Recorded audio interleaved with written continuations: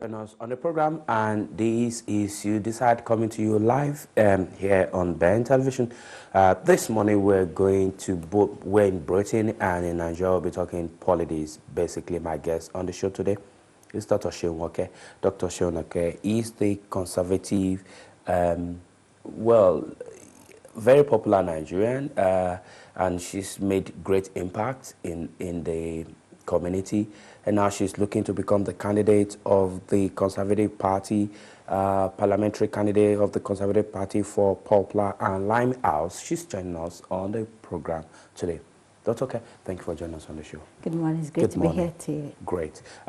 Quickly, we'll be going to Nigeria. For those of you who have been looking at the issues and watching development in Nigeria, you will remember that on Saturday, there was an election, or there were elections in Nigeria, 3 elections in Nigeria, 2 governorship elections and 1 senatorial election in Kogi State. So we had the Kogi governorship election, and also in Kogi we had the senatorial West senatorial election, where we had a contest between Senator Dino Melaye and Smart Adeyemi, and also we had another election in Bayelsa State on Saturday. And for those of you who have been monitoring the situation, reports, of course, it's no longer news that APC won that election in Bayelsa, took that state from PDP. The governor-elect, Mr. Lion, became the winner of that contest. There have been so many issues about why President Jonathan will tacitly be giving support to a party that took power over from him as the President of the Federal Republic of Nigeria, why he tacitly gave support to APC candidate in Bayelsa. There have been so many talk around this issue, but most importantly in Kogi State, where we had an election marred by violence, thuggery, ballot box snatching, even death. Not less than 4 or 5 people have been reportedly killed in Kogi State. How long shall we continue to have this? Is this, by the way, is this an election where people cannot freely go out to vote, where people are intimidated, where thugs go everywhere with guns, snatching boxes, killing people? A report, in fact, also had it that the nephew of Senator Melaye was killed, shot at, and he died in Kogi State. Is this an election? How long would Nigeria continue to have this kind of elections where violence will continue to be the order of the day? I'm joined by this British politician who is also a Nigerian, by the way, but has had some experience playing politics in the United Kingdom, and also why in Nigeria has some experience, of course, as a Nigerian with the Nigerian environment. So she'll be sharing with us today the experience of the Nigerian political environment, of course, the experience of the British political environment. Dr. Sheun, good morning. Thank you for joining us once again. Good morning. Of course, you must have heard stories about the politics now, but let's start. The political situation in Nigeria and take a look at, I want you to do a kind of differential analysis in terms of the politics in the United Kingdom and the politics in Nigeria. Thank you very much. It's so different, because I believe in the power of the vote. Each individual has a power. Whether they choose to use it or not is entirely up to them. And I do say, when you complain about a situation and you have an opportunity to be able to change it and you refuse to change it, is entirely your call.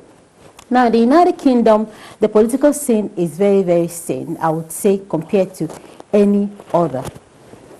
I've been in Nigeria even as a student, even considering the student unionism in Nigeria. The sort of mentorship that these people have seen over the years is entirely wrong. In the United Kingdom, your vote matters. In Nigeria, it's a different ballgame entirely. And I do believe that until Nigerians rise up and want the change, nothing is going to change. We need to change something, and it's the mindset that needs to change. Nothing changes until the mindset changes. Nothing changes until people rise up and say, we cannot keep killing one another because we want to choose a leader. Leadership is not by force. Leadership is because you want to go there to serve people. It's all about service. If you are in the United Kingdom, you are a public servant. You're not above the people you're leading. You are going to them to give you a mandate to be able to lead them, a mandate to be able to share your vision and say, this is where we're going. I don't see that happening in Nigeria. Where do we see the vision of where we're going? Everybody just wants to be there because it is economically viable to be there. It's a business transaction.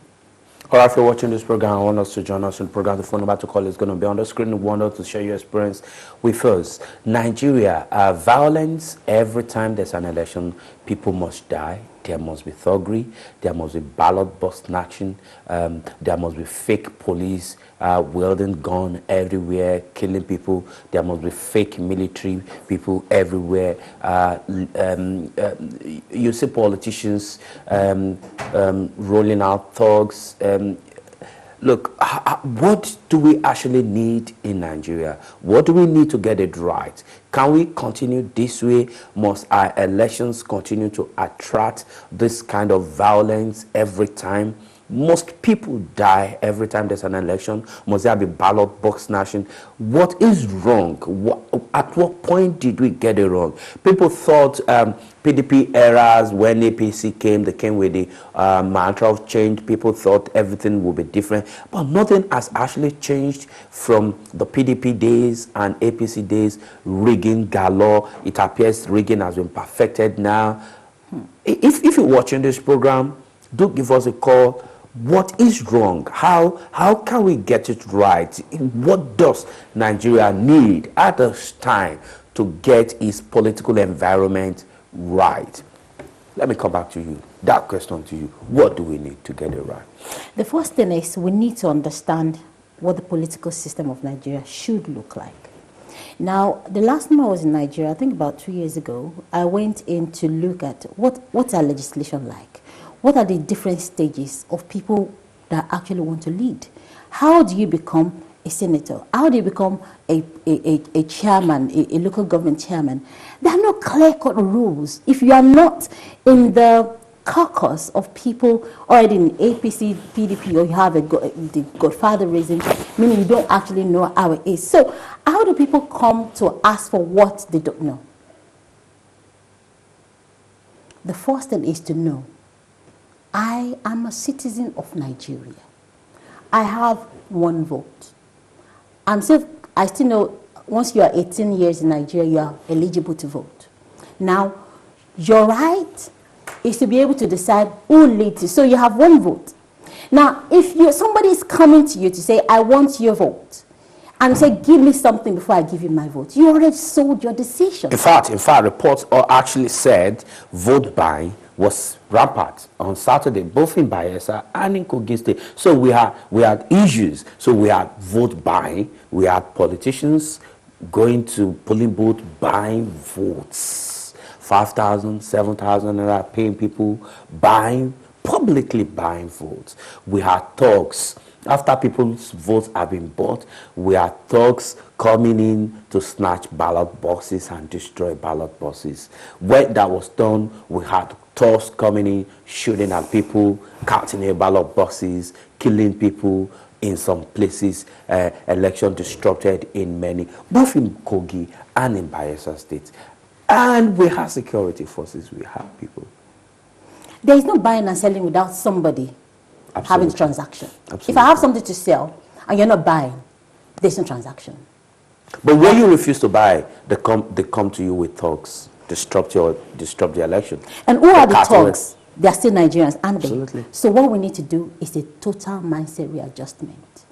Each individual needs to know that our choosing leaders should not be by using thugs, by violence. It starts from the homes. It starts from those conversations. All these people that are doing the buying and the selling, they come from homes.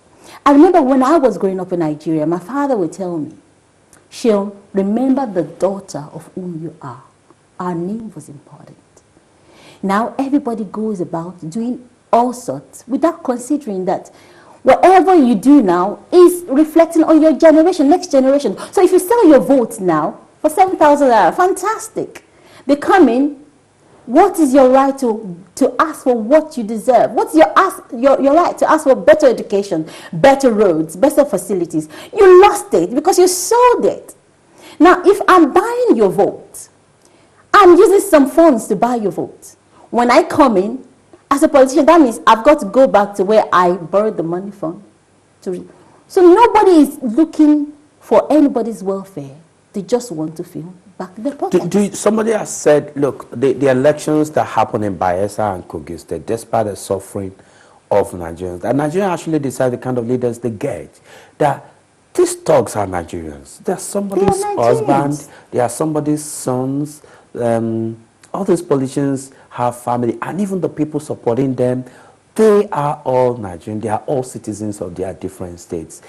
Supporting violence, backing violence. Then it's time we stop pitying Nigeria that Nigeria actually decides the kind of leaders it gets. Is that true? Nigeria has chosen to be the way they are. When we want to change, each person rises up and uses the voice. Will a change ever come? It will come. When? How? When people are ready. I remember there was, a few years ago, there was Operation, there was a standstill in Nigeria, Operation Occupy. I thought we were going to carry that through. I thought we were going to keep fighting until something gets done. But you know what? As usual, people back down. Why? Because we don't know that for every single change, people are the ones that do the change. Okay, the last time my mom sent me a picture of my former residence in Ikorodu, and the road was in shambles. They can't move. I was like, what would it cost you to rise up and go and meet your leaders that something's got to be done? But remember, at the beginning, before the leaders were chosen, people sold out. Nigerians, I want to encourage you. If you want a change, and you deserve a change, because I'm here in the United Kingdom, yes, I'm British, I've got my dual citizenship, and things are working better here. Remember, the people that are here are no different from you, but they have a system that works because the people understand what it takes, and we follow the rules. Nigeria, as of today, have rules that nobody knows about. Nobody understands the legislative system. The young people, ask them what it takes. Nobody knows. We as parents, we have work to do in Nigeria. Everything that needs to be done in Nigeria is not from just the top. Everybody says the government is corrupt. It's everyday people that make up the government. We need to change. The change starts from you. The change starts from mom, dad, children, and those conversations that no longer will we sell out. And I would say, if you want to change, it's time for there to be Occupy Nigeria again. Stop this violence. People are dying too much. We have too much resources in Nigeria to be poor. We have human resources. We have natural resources. Look at every single thing we have. All we need is the appropriate leadership to make things work. But if you keep choosing the wrong people, we will keep talking about the same thing over and over. But we don't have roads, we don't have... The problem in Nigeria is the people's vote actually do not count. It doesn't count. And so that's where the problem. So if people actually desire to choose the right leader, how do they choose the right leader when there will be disruption on the election day? Votes will be rigged, elections will be rigged, thugs will come in to disrupt election, police will be bribed. INEC, the electoral umpire itself, is not helping matter. They say they are independent, but it appears they are not fully independent. Elections are conducted haphazardly with nothing actually coming together to form any serious alliance in terms of numbers and preparations. So if people actually intend to get the right things done, the system appears not to allow people to get the right thing done. So the question people keep asking is, do we need revolution in Nigeria? First, to clear the system and bring up a new system? Or Should we just continue to say, look, maybe someday? Someday will never come until some people sit down and say we want to change. It's got to be from everyday people. It's got to be from people that rise up. I remember the last presidential election, and Fela Durotoye was contesting. And I was thinking, wow, yeah, I've got this gentleman, fantastic vision, and I thought it was going to have massive followership, especially from the elite, especially from the university students. And I'm wondering, Fela didn't even get up to 50,000 votes. I'm like, are you seriously kidding me? Do we really want to change? There are intellectuals coming forward as politicians in Nigeria, but Nigeria is not ready. Where do we want to go from here? I'm still going to go back to every single person. I don't live in Nigeria, but remember, wherever I am in the world, I still stand as a Nigerian. Our system can work, but we need people to rise up. I would say revolution, we need it. Ghana did, and Ghana is flying now. Whatever it takes, when we make a decision, I think Nigerians know what to do, but they're just not ready to do what it takes. Maybe that's the problem. Nigerians are not really kind of ready to get done what should be done. Because one keeps wondering, for every election there must be very serious violence. And you call that, look, whoever calls what happened in Kogi State an election on Saturday does not actually know what an election is.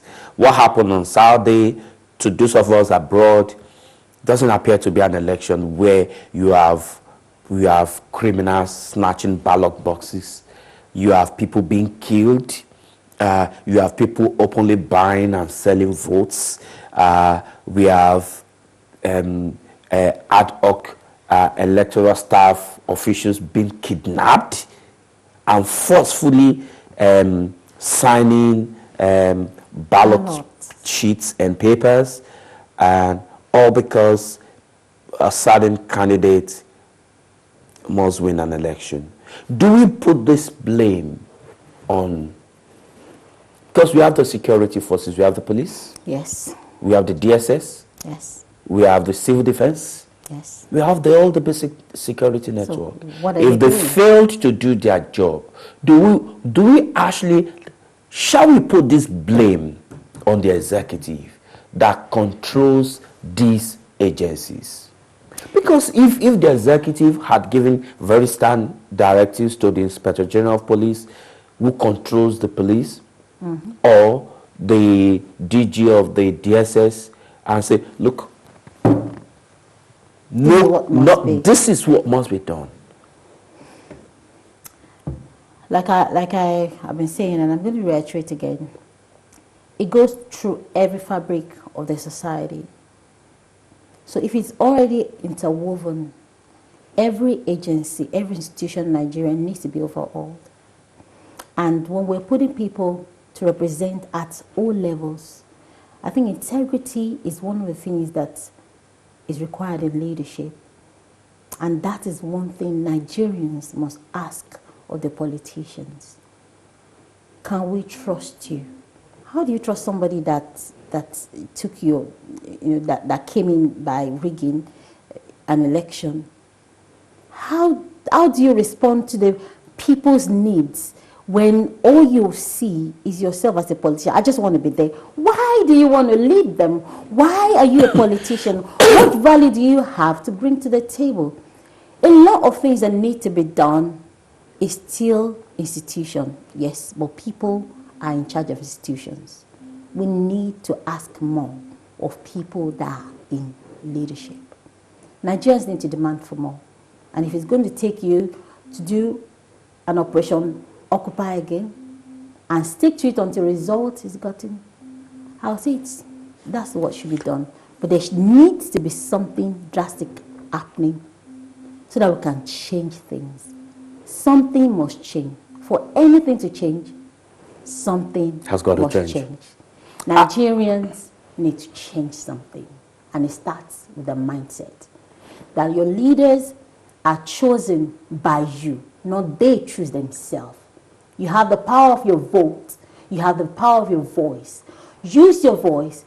We have intellectuals, massive intellectuals in Nigeria. Use your intellectual power. Social media is there. There are so many things, social injustice going on that you can raise. I see a lot of people shouting on social media and doing nothing locally. It's not about you making noise on social media. It's about you looking out for your family, looking out for your community, looking out for what you can change. But we can change Nigeria. We start from each individual. I'm still going to go back to that. It's a decision. I would choose to have integrity. I would choose to tell my children to have integrity. I would choose to tell my children, don't sell out. If that sort of conversation is happening in every home, no thugs is going to say yes to going to steal the ballot. Somebody is over institutions. No, but we cannot rule out criminal activities in any part of the world. It happens what puts criminals in their position is the rule of law. Yes. Is the power police. Is the power of the rule of law. Yes. There will always be criminals. There will always be crime everywhere. Everywhere. But when you know that when you commit crime, there are consequences. Yes. Yeah, you won't do that. Look, when we had the 2019 election, there were violent criminal activities during the election. Up to today, nobody had been apprehended. Nobody had been sentenced to jail for colluding with politicians to rig elections, for hijacking ballot boxes, for the killing of this or that. No one has been arrested. So if there are no one has been prosecuted. So you see, criminals, they know that when they do these things, they have cover up. And so they keep doing this thing. So we blame not only the institution, the system, and our leaders. Something very, very massive and drastic should happen. Needs to be done. And but the problem is, are Nigerians ready for this? For this very serious change? And that's the big question that I'm asking too. And are the Nigerians ready? Are you ready? Are you ready for a change, or are you okay with the way things are going? For me, okay, my husband says, Sheun, you're not ready for Nigerian politics. Because Nigerian politics is a total different... Okay, I would say Nigerians are different wherever we are in the world. Nigerians are happy people. Nigerians will always say, yeah, it's going to get better. It can only get better. And I enjoy having that mentality too, that, you know what, whatever it is, we'll pull through. But there comes a time when you know that this is an abnormality. And when an abnormality becomes abnormal, then there's a problem. Politics can be different. Look at the United Kingdom. Yes, our parliamentary, we're choosing our members of parliament by December 12. There are processes to be followed. And each process along the way is very, very transparent. Each party brings forward candidates that have been proven, candidates that have done things in the community, candidates that have track record of service. And they go through a process. And when we are being chosen, yes, I've been chosen as the Conservative parliamentary candidate for Poplar and Limehouse. There was a process. There were lots of people in the race. But because we went through the right process, then one person can be chosen to represent the people. Why would you represent the people? You care about the situation that they're going through, and you know that you have something to offer to help them make a change, to help them create policies that will move things forward. We are human beings, and there are basic human needs. The first thing is you want to be able to have good food, feed your children, have a roof over your head, before you start thinking of any other things. What if you don't have a system that gives you that? Where do you go? We can take examples from the world. We can take examples from the UK. What are they doing right? What can we learn from this sort of systems that are working? If it's working in other places, then it means it can work in Nigeria. If it's working in other places, it means it can work in Nigeria. Why is it not working in Nigeria? We do not know why the system is broken. It appears very, very broken in Nigeria. It appears it's not working. Why is it not working? We do not know. But the question the people need to ask themselves, the question Nigerians need to ask themselves is, will they want to continue like this? Would they want to continue like this? Sheun, let me come back to you. Look, an election that is marred with violence, would one call that a democracy? No, I wouldn't call it a democracy, because violence means a family has lost somebody. People dying in an election means that forever that day is going to be remembered in that family for negative forever. It's going to go down the generations. Oh, it was on the day this person was elected that my son or my daughter got killed. Why? Why should that be our lot all the time? Life is precious. The blood is precious. Why would you take someone's life because you want to? Because somebody needs to be in office, in an elective office.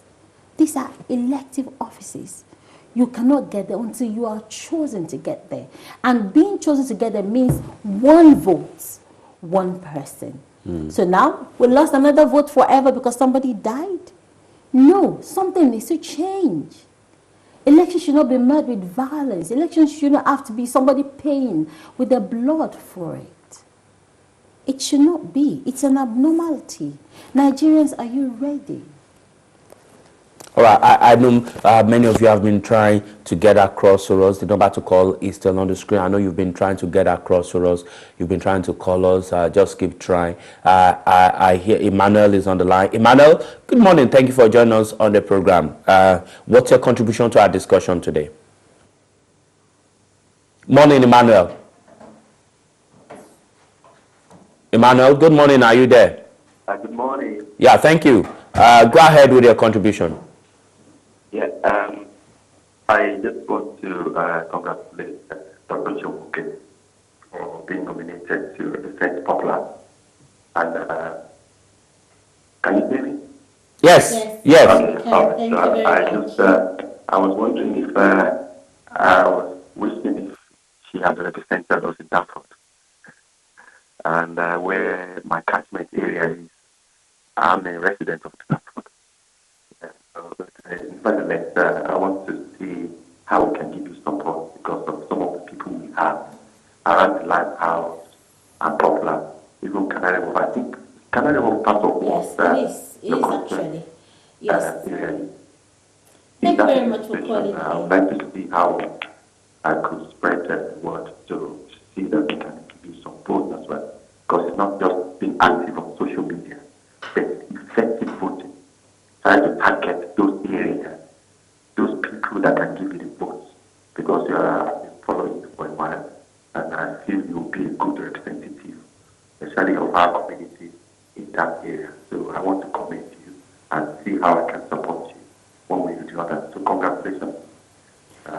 Thank you so much. All right, Emmanuel. Thank you so much, Emmanuel. Emmanuel has taken us to the next stage of discussion where we'll be talking about you basically. But anyway, if you still want to join the show, the number to call is on the screen. You can still join the show and be part of our discussion today. What we've been talking about elections in Nigeria, the killing, the maiming, the violence, the destruction, all in the name of elections in Nigeria, especially as witnessed in the last election in Bayelsa and Kogi State. That was what we discussed. When we come back, we'll go on a very short break. Now, when we come back from this break, I'll be taking on Dr. Sheun, who is the Conservative Party parliamentary candidate in Poplar and Limehouse. We'll come back to take a look at vision as the candidate of that party and for that constituency. Don't get away. We'll be back.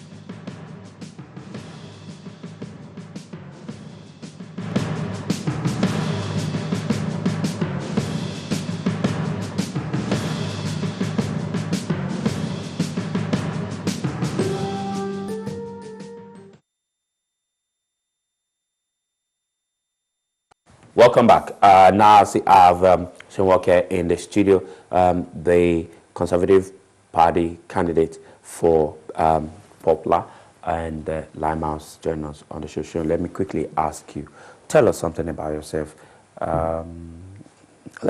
Your background, where are you coming from? Who are you? Thank you very much, Tunde. I am British, Nigerian. I came to the country about 9 years ago. So quick to have become British?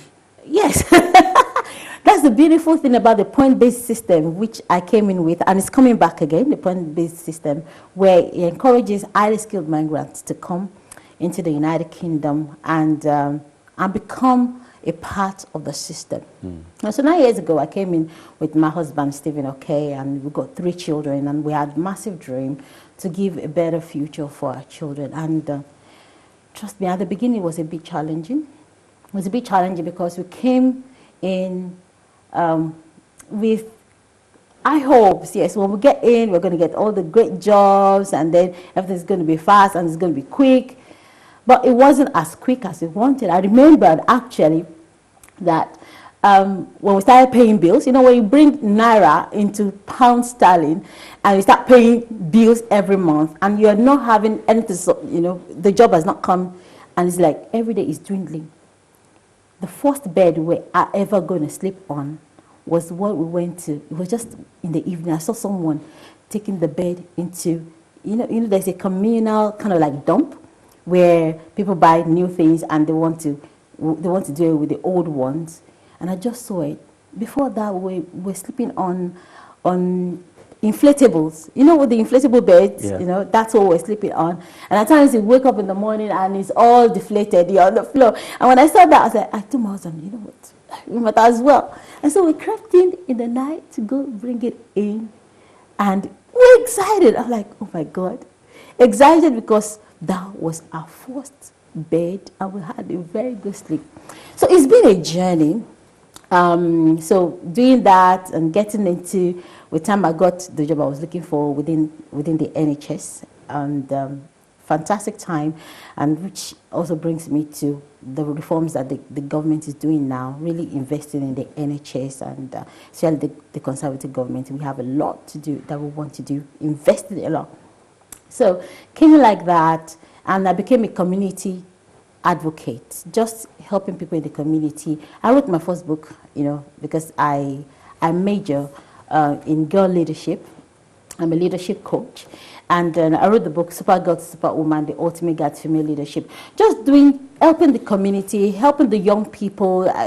There's a few projects that I've done, right, you know, in Essex to encourage the young people to have more positive outlook towards life. We're very, very successful.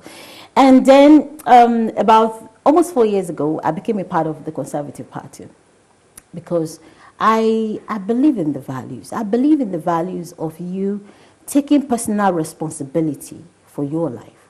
Now, it's good to say the state will take care of me, right? And when you're incapacitated, the state should support you, and we have a lot of support system in place. But what happens to you having a vision as an individual? What about you pushing the boundaries? What about you saying, this is where I'm going, and using the support system to get to where you're going? So I became part of the Conservatives and started supporting, you know, understanding their ideologies and supporting different politicians on different, you know, community engagement programs. And then about last year, I was approached, Sheun, why don't you, we've seen what you do in the community. We're looking for people that really care about how this community forms. Would you like to stand as a local councillor? I said, okay, yes, why not? After discussing with my husband, he said, go for it. I said, okay, go for it. That means, you know, you're not a public figure, you know. So we started the process last year. I stood as the very, very first black woman as a conservative council candidate. I stood for Prince's Ward in Dartford, which was a great experience, getting into the community, having those conversations at the door, knowing what is close to people's heart, knowing that I can make a change, I can make a difference in these lives just because I care about what they're going through. Okay, so I went through that. No, I didn't win to become a counselor, right?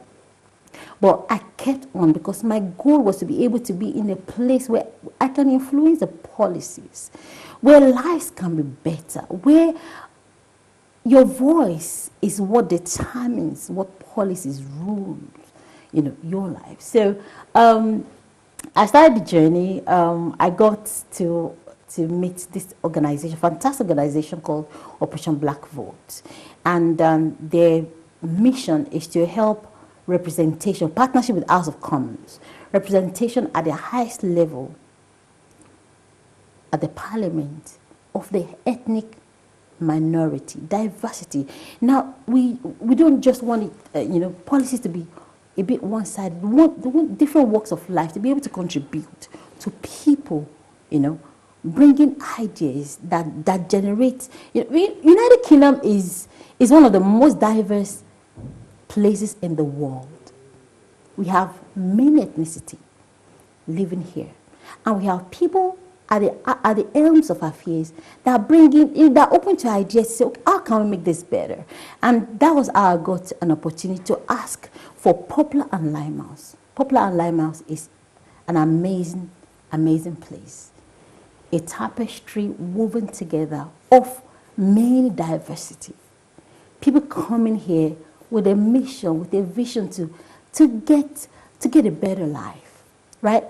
And also, right there's a massive divide of wealth and poverty coexisting in this place.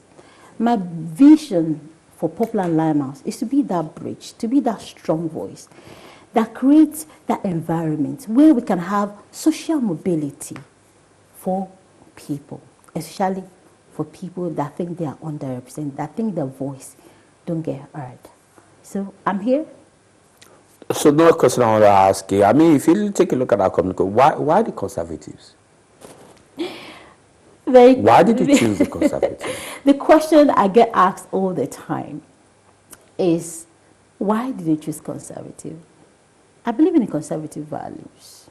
And I think by the time people, such as taking personal responsibility. People say Conservative is the party for the white, for the rich. But I'm saying that nobody ever wants to remain poor. Do you want to remain poor? Absolutely no. Now, when you want to better your lot in life, who do you move with? People that have the ideologies and the mentorship to be able to get to where you want to go, or people that do not have what it takes for you to get there. As a part of the Conservative, I have seen that there's an opportunity for upward mobility for people that really, really want it. I'm not putting anyone down. I'm saying that the conservatism helps us to make things happen when we want things to happen. And that's why I've chosen. And I've seen that I've been able to help quite a lot of people to see that open your eyes. If we need to get this, to get to the United Kingdom to where it needs to be, we need the voice of people that understand that we can make a change wherever we are. We can make a change wherever we are, and the system can be better. The system can be better, and we need upward mobility. Aside from that, the Conservative Party is a party for the people that want something more. And if you want something more, you actually ask some questions of the people that are representing you. For Poplar and Limehouse, over the years, I know it's been historically, labor run. and I look at what has happened. So the current, the current, yes, is a Labour candidate, and you're looking to unseat a Labour candidate. Absolutely. Why? Because I know I've had those conversations. I've spoken to young people. I've spoken to business owners. I've spoken to a lot of people around. I've been around, and I know that people want a change. And for anything to change in Popular and Limehouse, we need to change something. We need to change administration. We need a strong voice that understands, that doesn't just understand the system, but has a tenacity to push for what people are clamoring for. What are people clamoring for in Popular and Limehouse? One, safety. People want to be safe, and part of our policy is to create more. We have more police helping people, keeping our community safe. We want health care, adequate health care. We are spending a lot, investing a lot in the NHS, getting more nurses, getting more doctors, getting access, giving people access, to better health services, because we do care. We're talking about having affordable housing, having reforms on leasehold, things that will make life better for people in Popular and Limehouse. And I'm saying it is time for you to have that strong voice. My background has been always about pushing beyond the boundaries, about turning no's into yeses. For me, I believe that when you have a leader that has your best interest at heart, when you have a leader that wants to see that you prosper, that you do well, that your children, our children, walk on the streets and are able to aspire. Okay, let me take a very good example of, walking around Canary Wharf. And some on the other divide says, how can I be a part of this? Canary Wharf is one of the fastest growing, and it's also the heartbeat of economic development in the United Kingdom. In London. It is. And right beside it are communities that are struggling, right? And what we need to do is create some partnerships, some apprenticeships, some social programs where the companies also give back into that community, some mentorship that can happen, so that you don't just look at the wealth on the other side of the road. You actually have an access to it because you are in that environment. These are some of the things that I will be pushing for as the Member of Parliament for Popular and Limehouse. That's Sheun Walker, the Conservative candidate, parliamentary candidate in the election that's coming on December 12th. If you're watching this program, if you've got a question for her, she's still on the show. We've got a few more minutes to go here. But Sheun, let me ask you. If you take a look at the debate that happened yesterday between Corbyn and the Prime Minister, Boris Johnson, let's stay on Boris Johnson. People have said he's not consistent. I disagree with you. He only talks. Yeah, I disagree with you. But he doesn't have the power to follow through. I disagree with you. Especially the threat made or the promises that come whatever happens, Britain will be out of the EU by the 1st of October. Now, see, we'll come back to what democracy is all about. Now, we've been having issues at the House because we don't have a majority that will say, let's get this done. If over 17 million people decided for us to leave the EU, it is democracy. We need to deliver on that. And that's what we're going to, for this election now, so that we can have a majority to get this thing done. We will have gotten it done at the time that was stipulated, but we've been having issues at the House. It's even not within your just party, so your party hasn't agreed on the way forward.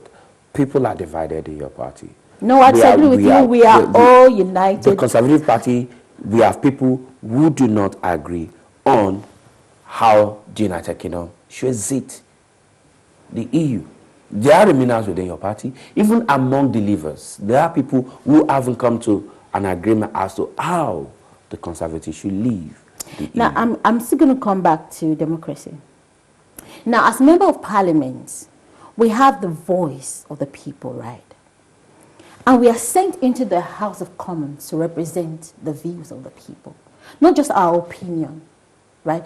If the people have chosen to leave, except we want to destroy the fabric of democracy in the United Kingdom, that's when we'll be going back and forth. We first need to deliver on that. The majority says we need to leave. That is what we need to deliver. And with us having the majority, and that's why you should vote Conservative. You must, I'm mandating you, choose Conservative so that we can get this over with. We need to get out. We have a deal already. Where do you belong, a Remainer or a Leaver? Now that is How did you vote? How did you vote? That does not really matter as at now. Sure. What matters, now today I'm going to insist, what matters is what the people want. The mandate that we have. Okay, what do you want? Let's get Brexit done. Let's get Brexit done. Let's get it done. Because there are so many issues that we need to move on with. There are issues with the NHS. There are issues with housing. There are issues with our security. There are issues with our children's future. There are issues with finance. We need to have all of it. There's so much uncertainty. Businesses cannot make decisions. We need to get this done and over with so that we can move on with our life. People chose to Brexit. If it had been, if it had been by region, if it had been by constituency, it's a different thing, right? Say, okay, this is what this constituency voted. But it is a collective. I was just about to ask you, yes. How did Popular and Lyman's vote? Popular votes, we actually voted to remain. Absolutely. Now, mainly to remain. Obviously, we can't dispel the voice of the people that said, you want to leave, yeah. Yeah. And what I'm saying is, if it had been according to constituency, like, okay, because our constituency, choose by constituency, whatever your constituency says, that's what's going to happen. Then we will go by constituency. But it is democracy of the all United Kingdom. And the all United Kingdom, yes or no. Leave or remain. Majority says leave. That's what we have Scotland to do. Scotland voted remain.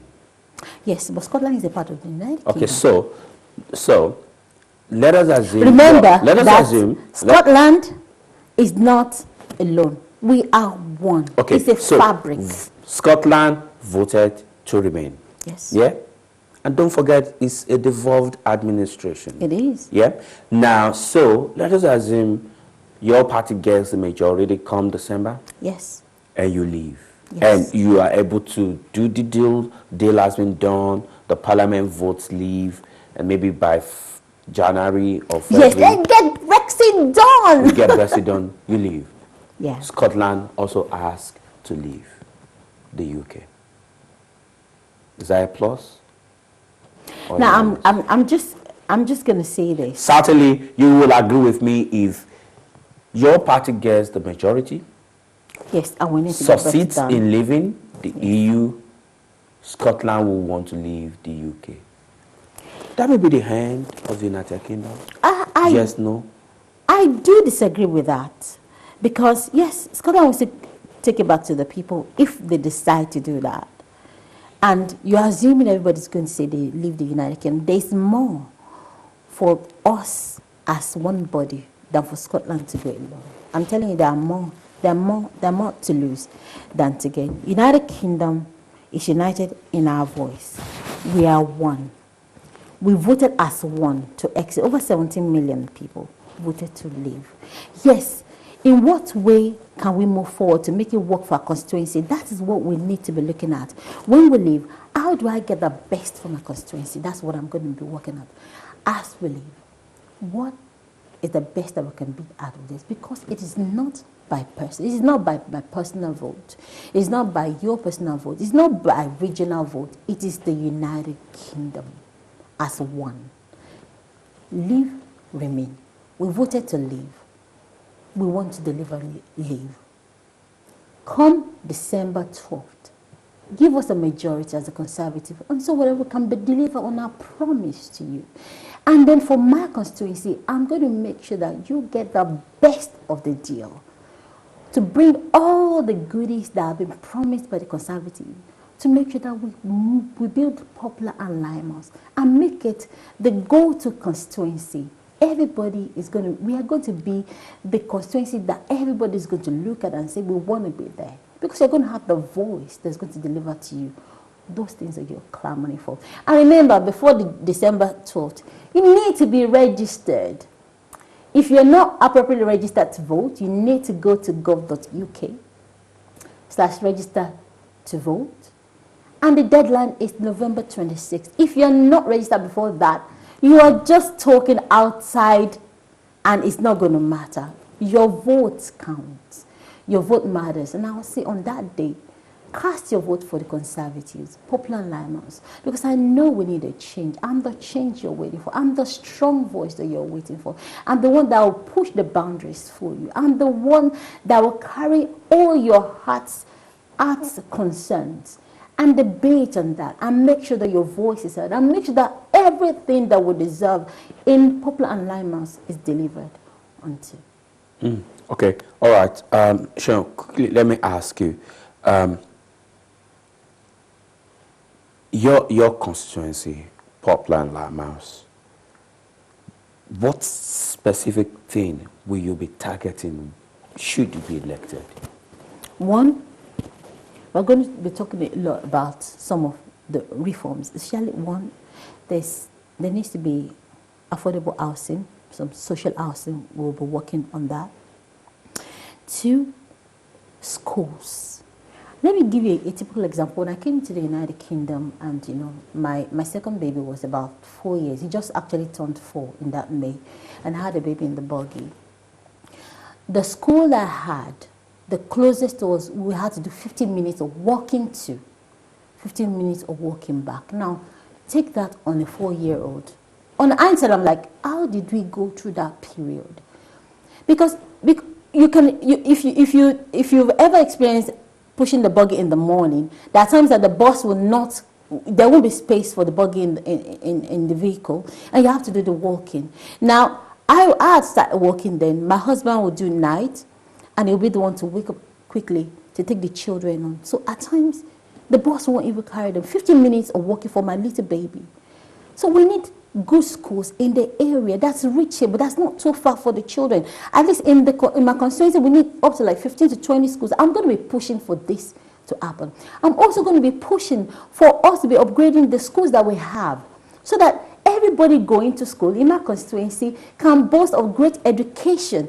Education is the way forward. The right education gives you upward mobility in the society. That is one of the things I want to deliver for my constituency. Good schooling, good environment, safety in a neighborhood, great access to health care, and actually having someone that will have surgeries that you can come in with your concerns and will push through those things that are close to your heart. I'm coming to serve, but I must state this again. For anything to change in Popular and Limehouse, we need to change something. We can't keep doing the same thing that we're doing and expect to change. What needs to be changed in Popular and Limehouse is the leadership. I am your voice, that strong voice at the House of Parliament that's going to make all those reforms, all those legislations, all those policies work for you and for your children, for our children, that when our children actually go out, we are confident that they have the tools in the society to be all that they can be, and they have the upward mobility to make their lives better, because every parent is looking to have the, you know, my child is doing very well. We can't keep living in the middle of wealth and there's so much poverty. That is one thing I want to be able to bridge that and get more community engagement, more people seeing that. You know, I know part of the peculiarity of my constituency is the amazing community of the Bangladeshi. And they are really together. I want to say to you, I know those concerns. I've walked those roads. I know what it takes to be a minority. I know what it takes to get out of there and make something of myself, because I have a vision. I see where I'm going. And I look for the support to get me to where I'm going. And that's what I'm going to be doing. Quickly, before we round off, let me ask you your views about immigration. But let me quickly tell our viewers that we'll be bringing in more parties on this show. If you're looking to represent your party on the show is available, or you know any party, we're very much open to have other political parties join us on the program. So quickly, your views about immigration. The conservatives are not very popular with the ethnic minority because of their immigration policy. Now, for me, I believe that there are so many things that we have to do to put the country on the right path. Now, when we took over as conservatives, when we took over... So I'm sorry I've run out of time. I'm sorry I've run out of time. It's a pleasure being here today. Yes, Sheun, thank you so much. Immigration is going to get better. The point-based system is coming out. You should be excited. We're going to be attracting the best of the best skills from all over the world. And obviously, the EU are open to it. It just gives us a level playing ground that everybody is allowed to come as long as they are here. All right, thank you. Sheun is our guest on the show today. She is the Conservative Party parliamentary candidate for Poplar and Limehouse. Sheun, thank you. Wish you the best of luck. We hope to see you next time. Please go and vote Conservative. All right, my name is Tunde Alabi. Thank you for joining us on the program. I hope to see you again.